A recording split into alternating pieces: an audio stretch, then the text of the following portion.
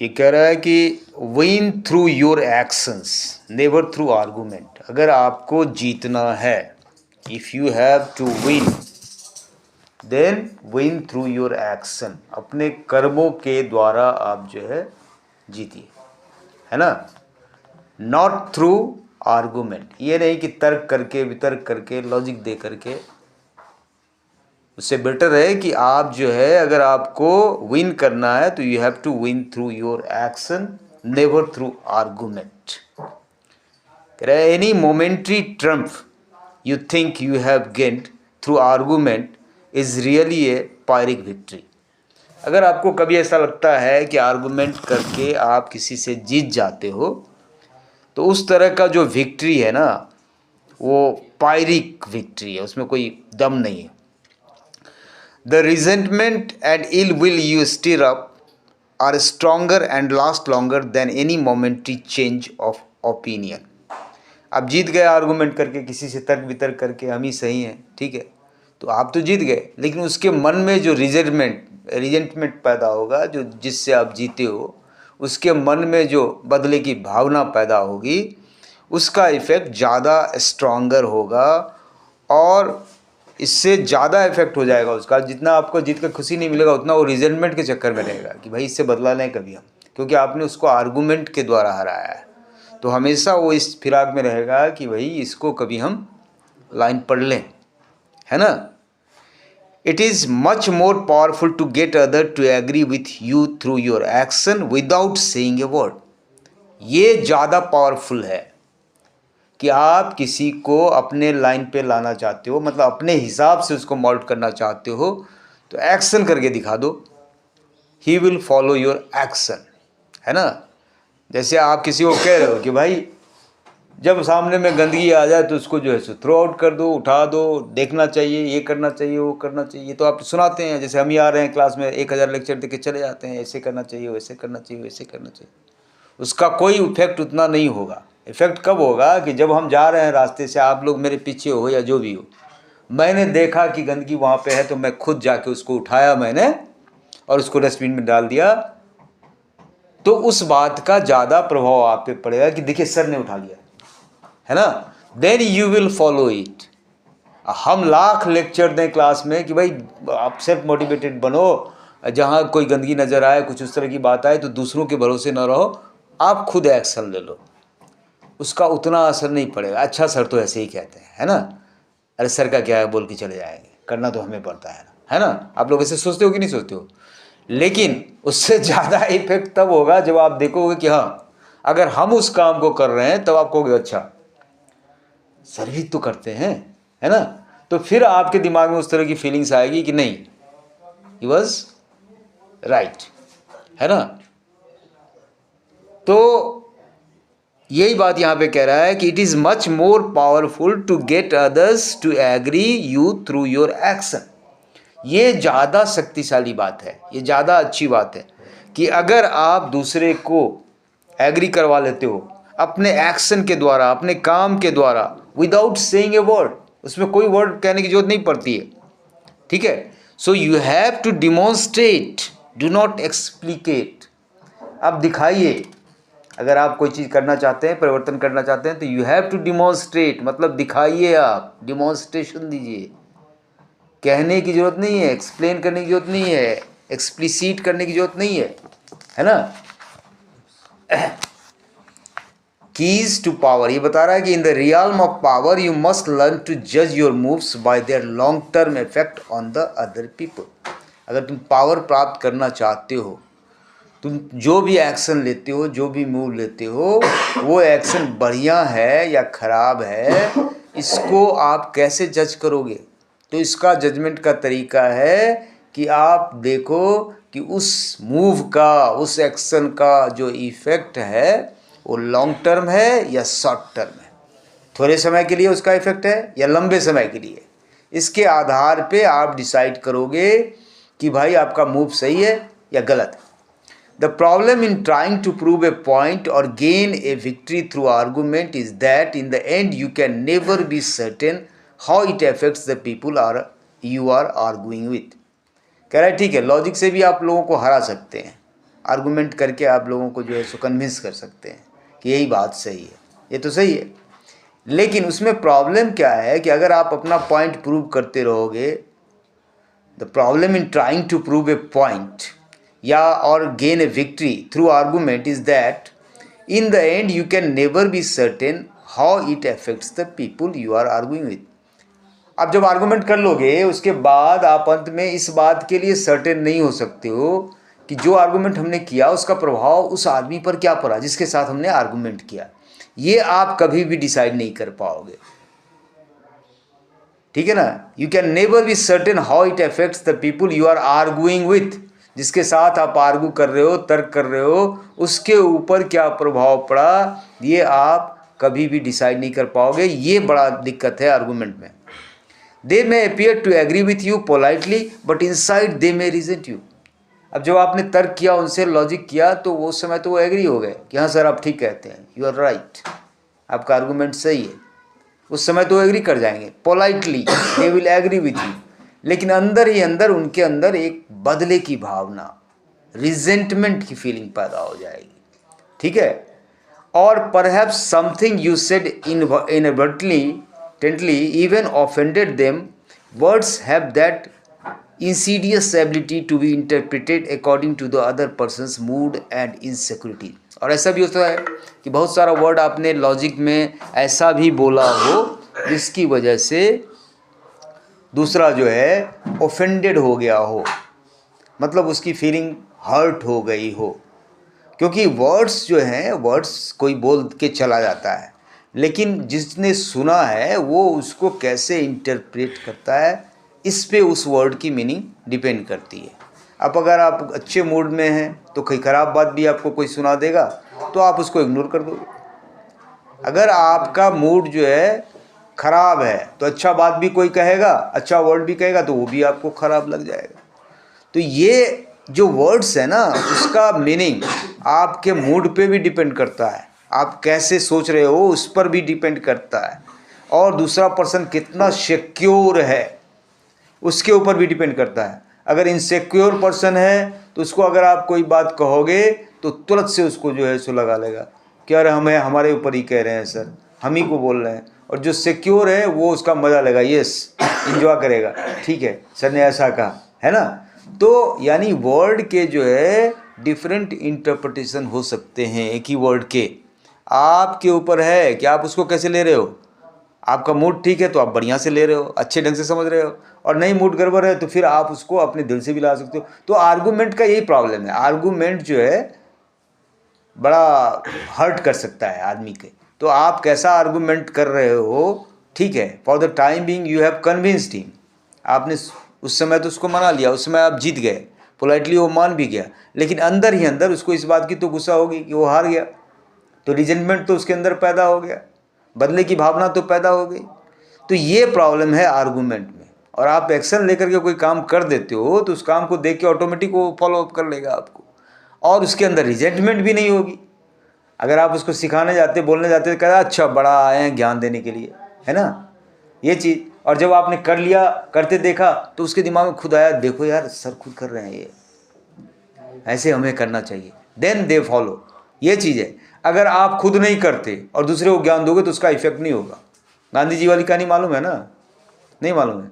गांधी जी के पास एक आदमी आया, क्या मिट्टी खाता था, मिट्टी खाता था, मिट्टी की बात नहीं है, वो मीठा खाता था, गुड़ जिसको बोलते हैं जैगरी, है ना। तो जैगरी खाता था एक बच्चा, उसके गार्जियन बड़े परेशान, वो लेके आए गांधी जी के पास कि आप ही कुछ उपाय कीजिए, आपकी बात को समझेगा ये, क्योंकि आप महात्मा गांधी हैं, आपका नाम है, ये है वो है। तो वो लेके आया गांधी जी के पास, देखिए मैं सर बहुत परेशान हो गया इस बच्चे से, इसका बहुत ये जैगरी खाता है, मीठा जहाँ नज़र आता है बस लपक जाता है, इससे इसके दांत भी खराब हो रहे हैं। तो गांधी जी ने कहा ठीक है, उस समय उस बच्चे को भी देख लिया, उसको भी देख लिया, बोला कि ठीक है आप जो है 15 दिन के बाद आइएगा। उस समय कुछ नहीं कहा उस बच्चे से ना, उससे 15 दिन के बाद जो है कहा कि आप आइएगा, फिर हम बात करेंगे, फिर आपको बताएंगे क्या करना है, कैसे इस बच्चे को सुधारा जा सकता है, ठीक है। 15 दिन के बाद वो फिर बच्चे को लेके आया, तो गांधी जी ने समझाया बेटे मीठा खाने से दांत का प्रॉब्लम हो जाएगा, कीड़ा जो है मीठा पर अटैक करते हैं, आप मीठा मत खाओ, छोड़ दो। तो बच्चे के ऊपर जो है उस बात का असर पड़ा और ठीक हो गया। और फिर वो गार्जियन के मन में उत्सुकता थी कि जब यही बात आपको इतना ही समझाना था तो ये पहले दिन क्यों नहीं आपने समझा दिया, कि ये 15 दिन के बाद आपने मुझे बुलाया। उस दिन भी आप यही बात कह सकते थे उसको, बच्चे को, कि देखिए भाई तुम मीठा खाओगे तो तुम्हें ये परेशानी होगी। आपने 15 दिन के बाद क्यों बुलाया मुझे? वो जाके पूछता है गांधी जी से कि महात्मा जी ये तो ठीक बात है, लेकिन यही बात तो आप वहाँ उस दिन भी कह देते तो फिर हमें आना नहीं पड़ता, इतनी परेशानी नहीं होती हमारी। बोला कि भाई उस समय अगर मैं तुमसे कहता ना, या तुम्हारे बच्चे से कहता, तो उस बात का प्रभाव उस पर नहीं पड़ता। बोला क्यों नहीं पड़ता प्रभाव? क्योंकि मैं खुद मीठा बहुत खाता हूँ, मेरे अंदर भी मीठा खाने की आदत है, मैं भी जैगरी खाता हूँ, है ना। तो जब मैं खुद उस काम को करता हूँ तो फिर उसको कैसे मना कर सकता था कि आप मत करो? ठीक है, इसीलिए मैंने आपसे 15 दिन का समय मांगा कि 15 दिन में मैं ये मीठा खाने की आदत पहले अपनी छुड़ाऊंगा, फिर जो है उसको उपदेश दूंगा। तो 15 दिन हमने इसलिए आपको 15 दिन के बाद बुलाया था कि 15 दिन में अब मैंने मीठे खाने की आदत छोड़ दी है, तो अब मेरा राइट बनता है कि मैं उस बच्चे को भी कह सकूं कि भाई मैं नहीं खाता मीठा, आप भी मत खाओ। क्यों? क्योंकि ये घाटा करेगा। तो कहने का मतलब मोरल ऑफ द स्टोरी क्या है? मोरल ऑफ द स्टोरी ये है कि भाई आपके शिक्षा का प्रभाव तभी पड़ेगा दूसरे पर जब आप खुद उसको फॉलो करोगे। आप नहीं फॉलो करोगे और दूसरे को शिक्षा दोगे तो दैट विल नॉट इफेक्ट, है ना, ये चीज़ है। तो कहने का मतलब है, यहाँ पर हम लोग डिस्कस कर रहे हैं क्या पॉइंट, कि आर्गूमेंट से बेटर है कि आप जो है उस वर्क को डिमॉन्स्ट्रेट करके दिखा दो, जो आप करना चाहते हो उसको करके दिखा दो, उसका प्रभाव ज़्यादा होगा। Even the best argument has no solid foundation. बढ़िया से बढ़िया आर्गूमेंट, तर्क, उसका भी कोई सॉलिड फाउंडेशन नहीं होता। For we have all come to distrust the slippery nature of words. क्योंकि हम लोग के दिमाग में ये बात बैठा हुआ है कि वर्ड जो होता है ना, शब्द के बहुत सारे मतलब होते हैं। अभी आपको वर्ड पावर में डीजी में पढ़ा है, एक ही वर्ड के कितने सारे मीनिंग आ जाते हैं, है ना। वो कैसे उसका यूज़ किया गया है उसके ऊपर डिपेंड करता है कि उसकी मीनिंग क्या होगी, है ना। इसीलिए जब लोगों का इतना डिस्ट्रस्ट है वर्ड पे, तो आपके वर्ड को कैसे मान लेंगे? वर्ड, एक ही वर्ड का 1000 मीनिंग हो सकता है। तो आर्गूमेंट आप करते हो तो उसमें क्या बोलते हो? उसमें आप वर्ड का ही यूज़ करते हो ना। तो वर्ड के बारे में लोगों का ओपिनियन ठीक नहीं है। लोग ये सोचते हैं कि वर्ड 1000 मीनिंग है इसका। तो इसीलिए जब इतना डिस्ट्रस्ट है वर्ड के बारे में, तो फिर आर्गूमेंट का क्यों ट्रस्ट होगा? आर्गूमेंट पे क्यों ट्रस्ट करेंगे? जब वर्ड में इतना डिस्ट्रस्ट है तो आर्गूमेंट। तो इसीलिए ये कह रहा है कि and days after agreeing with someone we often revert to our old opinion out of sheer habit. ठीक है, आर्गूमेंट से किसी ने समझा दिया, हम मान भी लिए उस बात को, लेकिन कुछ दिनों के बाद हमने क्या किया, उसी ओपिनियन को चेंज कर देते हैं। आदमी की ये आदत है। उस समय वो एग्री कर गया, 10 दिन 15 दिन उसको फॉलो किया। हेलो, क्या है ये? What is this? In first period you are sleeping? No, क्या है? You having any problem there? Then you have to get your checkup with the doctors and all that. You having the sleeping sickness? नहीं? Then you are saying no और दिखा रहे हो, ऐसे सो रहे हो। भाई ये it will not affect. It will not affect. If you say no, then you should sit like this. No, sir, I am listening you. तब ना आपका जेस्चर जो है कुछ और कह रहा है, ऐसे, है ना, और आप कह कुछ और रहे हो। मतलब आपकी बातों में और आपका जो फिजिकल प्रेजेंटेशन है उसमें अंतर नहीं है, अंतर है। ये अंतर होगा तो वो काम नहीं करेगा। आप लगते क्या हो, दैट इज इम्पोर्टेंट। अब क्या हो उससे मतलब नहीं है। अब ये हमको आके आशीर्वाद देता है, ये अंदर से क्या है नहीं है, आई डोंट नो, बट ये लगता तो मुझे गुरु जी जैसा है। हाँ भाई, हेलो, आज दिया आशीर्वाद? आगे दो, आगे दो। हेलो, कब दे? आशीर्वाद अच्छा चीज का अंत है क्या? अच्छा जितना दो, रसगुल्ला एक खाते हो तो उससे पेट भर जाता है क्या? क्या और इच्छा होती है कि? वही बात है आशीर्वाद के साथ, जितना आशीर्वाद मिले उतना बढ़िया। अभी देखो ग्रेड 1 में जाऊंगा मैं, 1A में, तो सारे बच्चे आ रहे हैं एक साथ जय गुरु, माथा पे एकदम सर रख देंगे, पूरा एकदम पावर डाल देते हैं। अब इतना पावर डाल देते हैं कि 10 बजे से 4 बजे तक खींचता रहता हूँ आप लोगों को। है कि नहीं? तो that power comes from their side. वो एनर्जी डाल देते हैं कि सर एक्टिव रहें। 4 बजे के बाद तो इनको झेलना ही है। जब बस में और मेट्रो में धक्के खाते घर पहुँचेंगे तो अपना नींद मारे, उससे कोई मतलब नहीं है मुझे। लेकिन हमारे स्कूल में जो है उनका प्रेजेंटेशन ठीक होना चाहिए, तो इसके लिए पावर डाल दो भाई। अपना स्कूल से निकलने के बाद इनका जो भी हो देख लेंगे अपना सर, लेकिन स्कूल में इनको पावर डाल दो। तो कहाँ से पावर मिलेगा? तो पावर विल कम फ्रॉम आशीर्वाद ओनली। ठीक है? तो जब भी किसी को आशीर्वाद दें, दिल खोल के दें, हेजिटेशन ना रखें, मन में किसी तरह की दुर्भावना ना रखें। तो क्या बोल रहा है तुम यार? तुम्हारे बोलने का मतलब समझ में नहीं आ रहा है। बोलना है, क्लियर बोलो ना। हु कर रहा है खाली, है? उसका नाम बोल रहे हैं। क्या बोल रहा है? अपने आप से बात कर रहा है? किससे बात कर रहा है यार? ये बहुत ज़्यादा केयर फ्री हो गया क्या? ये अपने आप से बात करता रहता है क्या? और अपने आप से जो बात करता रहता है उसको क्या बोलते हैं मालूम है ना?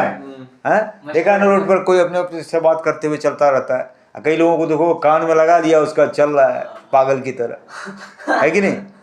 आपको कैसा लगेगा? कोई आदमी कान में लगा के अकेले में ऐसे बोले जा रहा है, बोल। अब आपको लगेगा यार किससे बात कर रहा है? हमको तो कई बार अनुभव हुआ है कि पागल वागल तो नहीं है बंदा,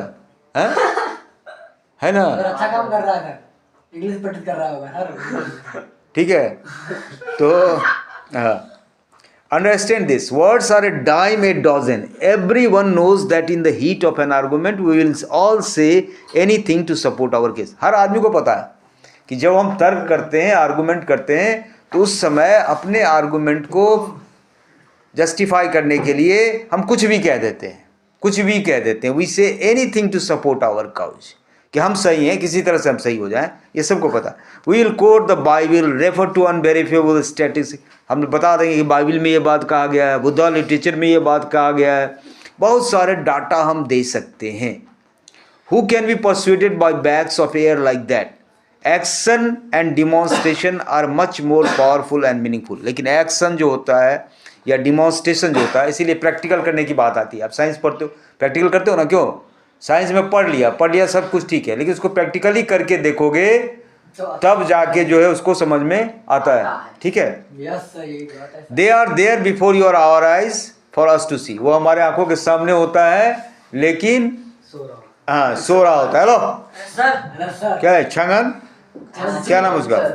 हाँ, they are there before our eyes for us to see. There are no offensive word, no possibility of misinterpretation. No one can argue with demonstrated proof.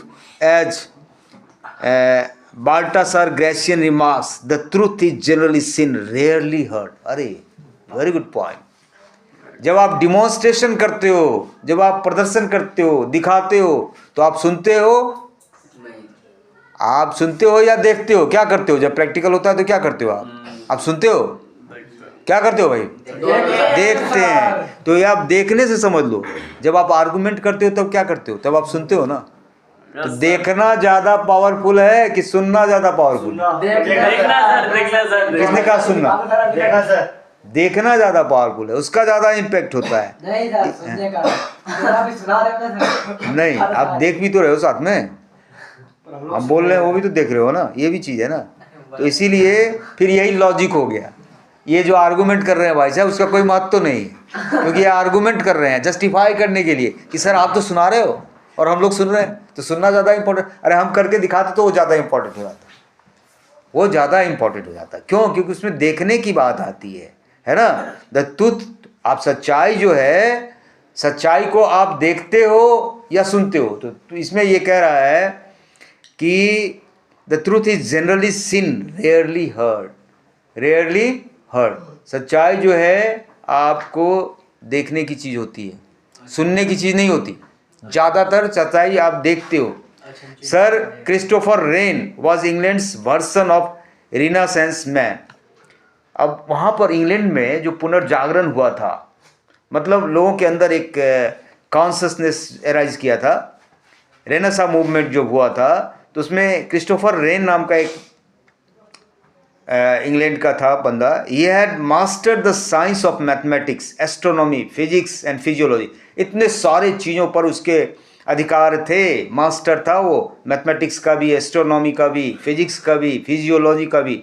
Yet during his extremely long career as England's most celebrated architect He was often told by his patron to make impractical changes in his design. ठीक है, अब इतना बड़ा वो ज्ञानी आदमी था England के लिए, इंग्लैंड में तो क्रांति ही ला दिया था इसने, क्रिस्टोफर रेन। लेकिन इतना सब जानते हुए भी लोग उसको कहते थे कि आप जो है इसमें प्रैक्टिकली कुछ चेंज करके लाइए, इस डिज़ाइन में कुछ परिवर्तन करके लाइए जो आपने बनाया है। Never once did he argue or offend. जब लोग उसको बताते कि भाई ऐसे कर देते, ऐसे आपने ये गाड़ी बनाया है, ये चीज़ बनाया है, इसमें ये चीज़ हो जाता तो अच्छा था, ये चीज़ हो जाता तो अच्छा था। लोग का नेचर होता है इस तरह से आर्गूमेंट। कोई भी अच्छा भी चीज़ दिखाओगे, आपको बना के दोगे तो उसमें 50 खामियां निकालेंगे, है ना। आप 50 प्रॉब्लम उसमें निकाल सकते हो, ठीक है। अब जैसे कल जो है हमारा लड़का बोला कि नहीं आज बनाते हैं बिरयानी बनाते हैं पापा, हम बोले ठीक है ओके मेक इट। तो 4 अंडा लेके आया, और चूँकि 2 ही आदमी थे हम लोग बिरयानी खाने वाले, मदर और हमारी बच्ची जो है वो वही नॉन वेज खाती नहीं, अंडा भी नहीं खाती है। तो ओम झा ने बनाया उसको बढ़िया से। अब उसके दिमाग में ये था, मैं बार बार कहता भूख लगा है यार, जल्दी बनाओ जल्दी करो, ठीक है। तो बटर वटर डाल करके अपना फर्स्ट क्लास बनाया जो भी है। अब उसके मन में ये बात थी एक्सपेक्टेशन की, भाई कैसा बना ये तो पापा बताएंगे कि नहीं बताएं। तो देखो आदमी का नेचर क्या होता, फर्स्ट क्लास बनाया था उसने, वेरी टेस्टी। लेकिन मैंने प्रशंसा करने के साथ साथ थोड़ा कमियां भी निकाल दी उसमें। आदमी का नेचर है, अरे यार बाकी सब चीज़ तो ठीक था, ज़्यादा तुमने फ्राई कर दिया, थोड़ा सा ऐसे बोल दिया, है ना। तो यही चीज़ बता रहा है इसमें, बहुत बढ़िया बना था, very tasty, I was satisfied. खाने के बाद हमको बड़ी संतुष्टि मिली, अच्छी नींद भी आई, है ना। लेकिन फिर भी हमने हाईलाइट कर दिया कुछ कमियां। तो लोगों का नेचर है ये जो है। क्रिस्टोफर रेन जो था, इतना बड़ा साइंटिस्ट, इंग्लैंड में जो ये क्या कहते हैं रिवॉल्यूशन आया था, क्या कहते हैं औद्योगिक क्रांति, इंडस्ट्रियल रिवॉल्यूशन, 9th में जाएंगे पढ़ेंगे आप लोग वहाँ पे। क्या फैक्ट्री का जो जगह जगह सामान फैक्ट्री में बनने लगा, ये वो मशीन का, तो ये सारा मशीन वगैरह जो है सो कहाँ से आया। जैसे अभी डिजिटल क्रांति हो गई, उसी समय इंडस्ट्रियल रिवॉल्यूशन हुआ था, औद्योगिक क्रांति हुई थी 1889 में, कि कहाँ पे कि कितने में, इंग्लैंड में, ठीक है। डेट एग्जैक्टली मुझे पता नहीं, 1600 में हुआ था या 1800 में, जो भी हुआ था 1600 में हुआ था, क्योंकि यहाँ पर दे रहा है 1688। तो उसमें जो है सो इंग्लैंड में पूरा ज़िंदगी ही बदल गया। पहले लोग किसानी खेती करते थे, कैसे करते थे, बैल से और ये से, तो उसके बाद मशीन जब आने लगा तो मशीनों के थ्रू खेती होने लगा, तो प्रोडक्शन ज़बरदस्त बढ़ गया।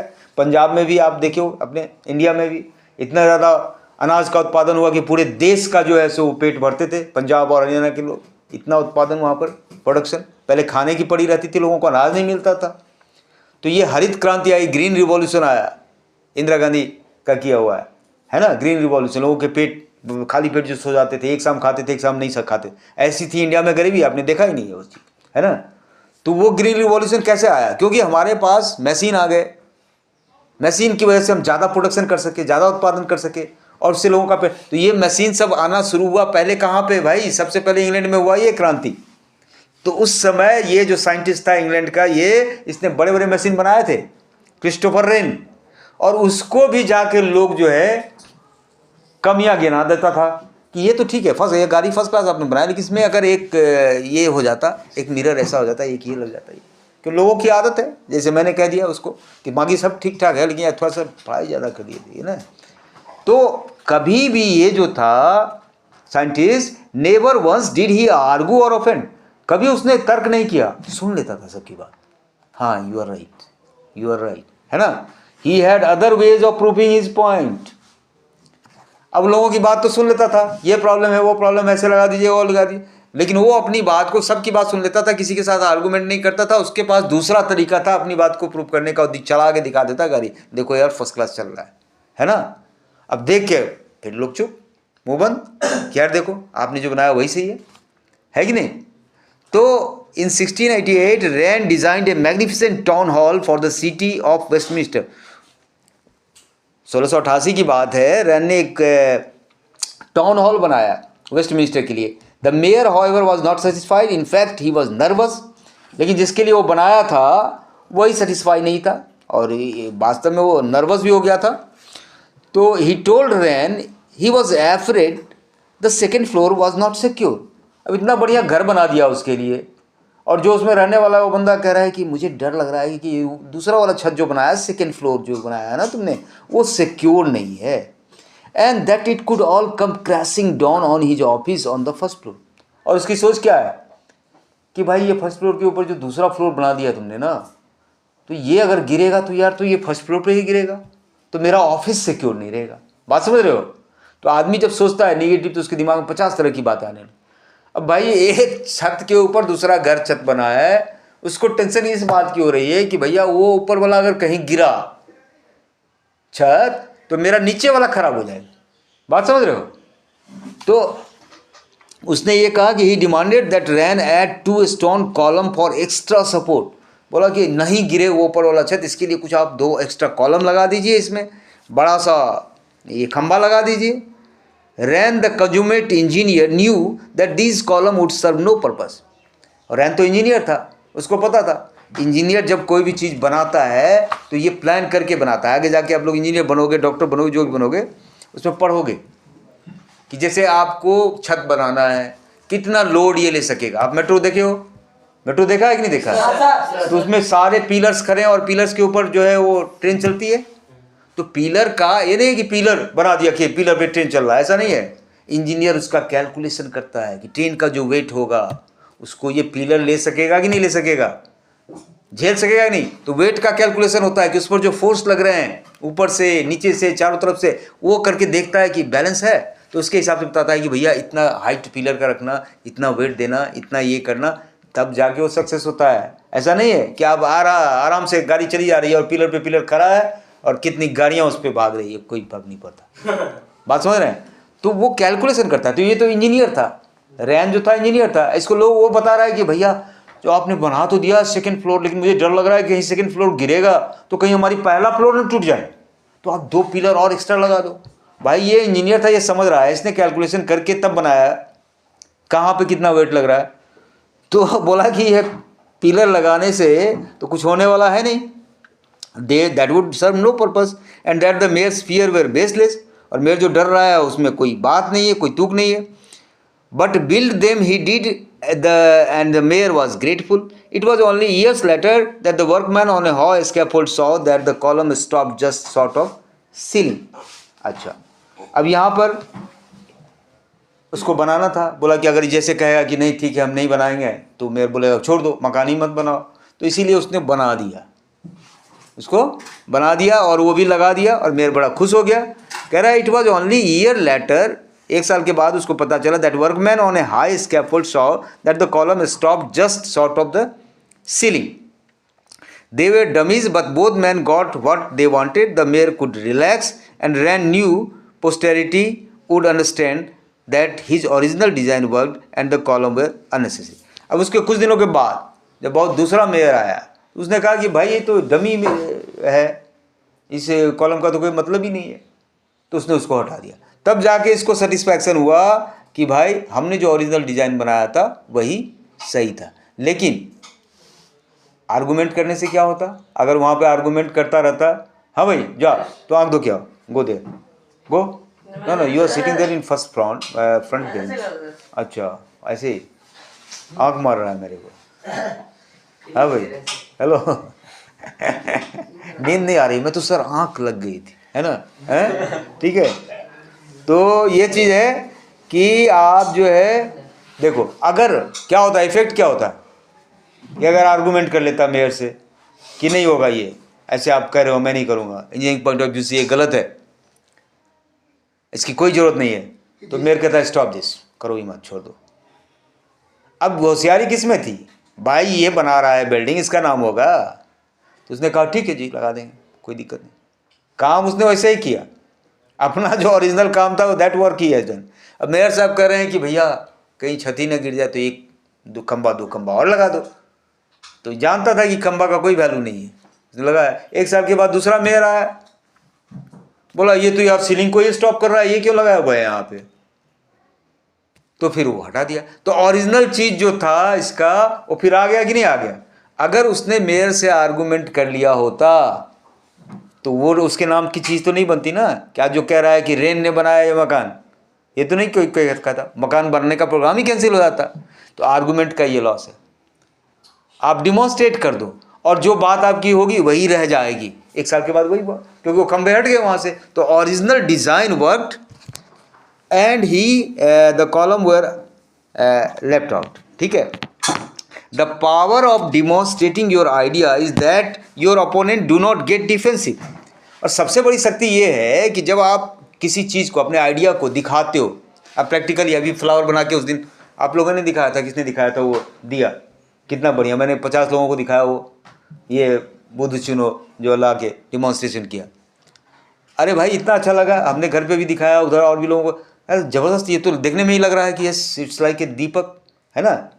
तो आपने डिमॉन्स्ट्रेट किया ना। वैसे हम कहते उनको कहते कि अरे हमारे बच्चों ने तो बड़ा अच्छा बनाया था, मन खुश हो गया, जैसे ही मैं एंटर करा क्लास में उन्होंने पहले से लगा के रखा था, तो दैट मेड मी हैप्पी। मैंने अपने घर पे भी ये बात बोला, अपने बच्चों को भी बोला और भी लोगों को बोला कि जब मैं क्लास में एंटर किया तो पहले से उन लोगों ने ये लगा के रखा था।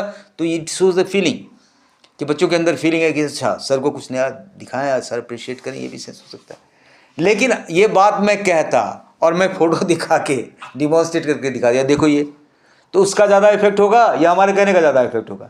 फोटो का ज़्यादा इम्पेक्ट होगा। तो वही बात है, डिमॉन्स्ट्रेशन का पावर होता है, वर्ड का पावर उतना नहीं होता। ठीक है।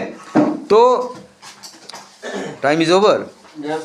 हाँ, तो कह रहे थे power of demonstration your idea is your opponent do not get defensive and therefore more open to persuasion.